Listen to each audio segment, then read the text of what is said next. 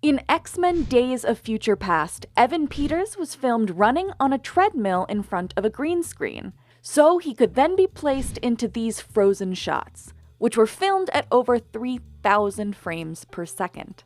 On set, these actors and objects were stabilized with wires and poles, but these ingredients and this spilling soup were all added with CG. Frozen in time sequences have come a long way thanks to advancements in technology and CGI. Just look at this time freeze scene in the Twilight Zone. Here, boy, come on. Without CG, it was difficult for director Douglas Hayes to hide subtle motions like breathing and shaking. So he found that the best way to cover up these unavoidable errors was to keep moving the camera so viewers didn't even have time to notice.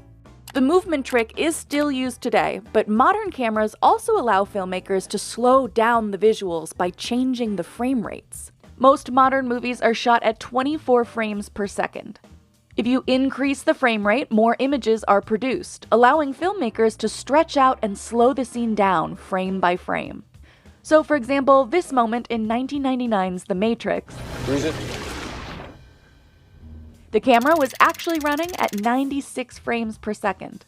And to capture Quicksilver time in Days of Future Past and Apocalypse, the X-Men team used a phantom camera capable of both filming 3,000 frames per second and moving at 90 miles per hour. So an action that happened in just 1 second in real time could be extended to 15 seconds. VFX artists can also retime a live action shot, a technique that was required to make Quicksilver look like he was moving faster than his environment. That meant rotoscoping the actor out of the original shot frame by frame, then filming him in front of a green screen so he could be retimed separately before adding him back in. Filling these scenes with various frozen characters and background elements can be done both practically and with visual effects. And not everything in the Quicksilver scenes was VFX. Just look at these dishes propped up by wires and poles.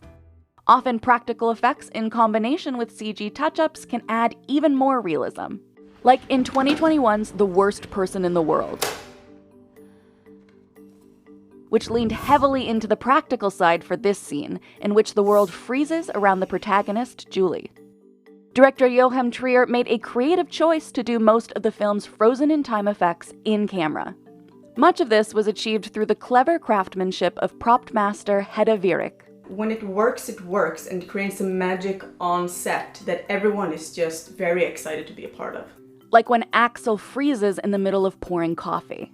To create this effect, Hedda studied photos of real coffee streams and sculpted a replica using polymer clay. It's not just one line of coffee, it's water, and water frozen in time is always unique. And you get those little beautiful lines down. That sculpt was used as the basis for a negative cast, which she poured resin into to add color. So you really want that see-through, like lush coffee. There was also real coffee in the pot to get the movement before and after the frozen sequence. So to keep the real coffee from spilling, Hedda covered the pot's opening with ultra-clear tape. And the resin stream was rigged to a coffee cup with a flexible wire so it could be repositioned on set. While items like the coffee stream needed to be made from scratch, others just needed some clever modifications to appear frozen. Like these headphones, which were taped to this extra shirt to maintain their shape. Sometimes the real thing works as long as there's no wind. Similarly, Hedda used tape and metal wire on a real briefcase so it wouldn't flap. Inanimate objects are one challenge, but keeping everything in place gets even more difficult when you're dealing with living, breathing creatures. Animals are very difficult to convince and to get them to do what you want. And I don't know any animal that just wants to stand still and do nothing. So these two dogs in the background are completely fake. But the fake pups needed to be placed in unique and dynamic ways so they wouldn't just look like stuffed animals. That included breaking one of the stuffed legs. Like he's doing a little strut. And holding them down with rocks so they wouldn't fall over. Human actors can stand still on command, but maintaining certain positions for long periods of time still requires some extra assistance and can be painful and uncomfortable. And we were at each location for hours and hours. When you're doing it again and again and again and again, then you're gonna get tired. Wires are one option, like in this shot from Apocalypse. but they have their own complications. If you use wires all the time, sometimes you'll have sort of pinching or an unnatural kind of angling. So how did Hedda get everyone to look so steady in this final shot without wires? Tiny wooden blocks. She brought blocks of all sizes to the set. The one she chose varied based on the type of footwear. On their own, the blocks would be really easy to spot. So Hedda covered them in non-reflective black tape. That way, they could blend into the shadow under an extra's foot. The best option is to cover up these rigs with people and objects. This moped simply has its kickstand out, but it was blocked from the camera. Bikes and scooters were a bit more difficult to position, as their kickstands are harder to hide. So Hedda built specialized metal stands to hold them up straight to appear as if they were mid-ride. We had to position something under one of the pedals so that all of the weight could be on the pedal. Hedda also had to teach the extras how to position their bodies for the scene to look realistic. Foremost, don't shift your weight. Because when you're on a bike, you just want to go, right? You're used to being on a bike and you treat it completely differently to when you have to fake being on a bike. Even when you use practical for these sequences, a final VFX assist is crucial to put it all together to make it look seamless. The bike and foot rigs, for example, were removed digitally in post. The same goes for those wires and poles in Quicksilver scenes. While animators can stabilize real performances to get rid of any moving and shaking, digital doubles give them much more control. So, to get every detail just right, Days of Future Past and Apocalypse recruited the visual effects studio Rising Sun Pictures. For instance, Rising Sun Pictures created digital versions of these students' Quicksilver saves to preserve the delicate balance of keeping these characters frozen in time, but not frozen in place.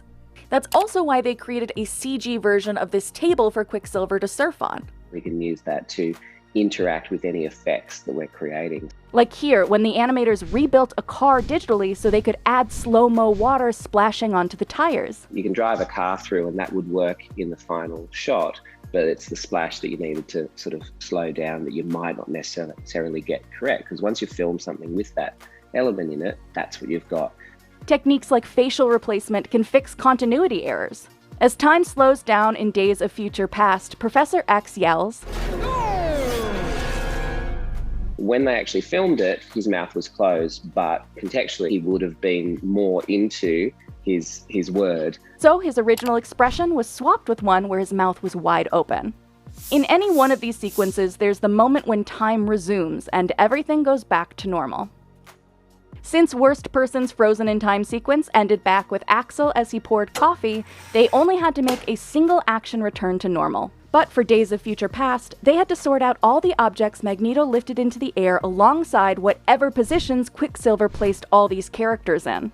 On set, people and objects were tossed around using wires and pressurized air. If that scene works and the timing works as we get back into normal time, then we'll try and keep as much as we can. But only the objects within reason. All these bits of leftover food and extra plates that land on the ground in the kitchen and keep moving? Fake. Pizza Dog, who ended up becoming a favourite on our crew. So there was a journey through the mansion that was filmed with the cameras. So there was Pizza Dog with his jowls sort of flapping, which was a CG head. And here is some slow moving footage where we've taken various takes. And so we would mush that journey behind with the motion blur and the speed so that it feels like, oh, this is what it must be like.